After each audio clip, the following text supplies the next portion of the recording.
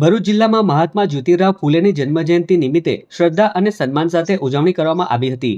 આ કાર્યક્રમનું આયોજન બામસેફ ઇન્સાફ બીએમજી સંગઠન દ્વારા કરવામાં આવ્યું હતું, જેમાં વિવિધ આગેવાનો અને કાર્યકરો મોટી સંખ્યામાં ઉપસ્થિત રહ્યા હતા।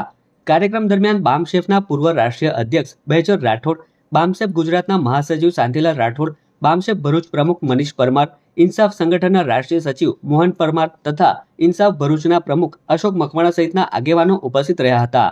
ઉપસ્થિત સૌએ જ્યોતિરાવ ફૂલેની પ્રતિમાને પુષ્પાંજલિ અર્પણ કરી તેમના સમાજ સુધારક કાર્યોને યાદ કર્યા હતા। સમગ્ર કાર્યક્રમ દરમિયાન તેમના શિક્ષણ ક્ષેત્રે આપેલા યોગદાન અને સમાનતાના સંદેશને વિશેષ રીતે ઉજાગર કરવામાં આવ્યો હતો। 1848માં પહેલી શૈક્ષણિક સંકુલ મહિલાઓ માટે ચાલુ કરી અને જ્યોતિબા ફૂલે અને મહાત્મા જ્યોતિબા ફૂલે અને સાવિત્રીબાઈ ફૂલે ભેગા મળી શિક્ષણનો વ્યાપ વધાર્યો।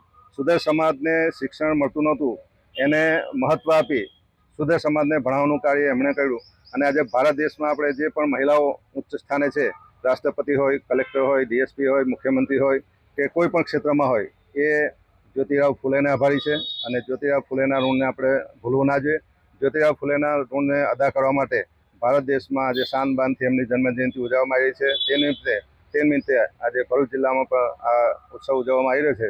તો આ તબક્કે હું સૌને હાર્દિક શુભકામનાઓ પાઠવું છું।